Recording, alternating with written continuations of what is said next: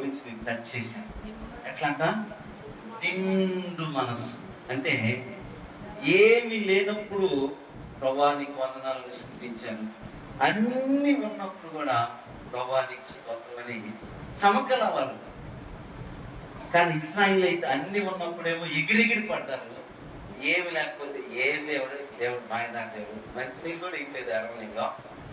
ఇందుకోసం మనం తెచ్చిన మన సమాధులు కట్టడానికి మనం కోరిక గృహాలలో రక్షణకరమైన ఉత్సాహ సునాద గీతాలు వినపడాలి. దేవునికి స్తోత్రం, హల్లెలూయా హల్లెలూయా.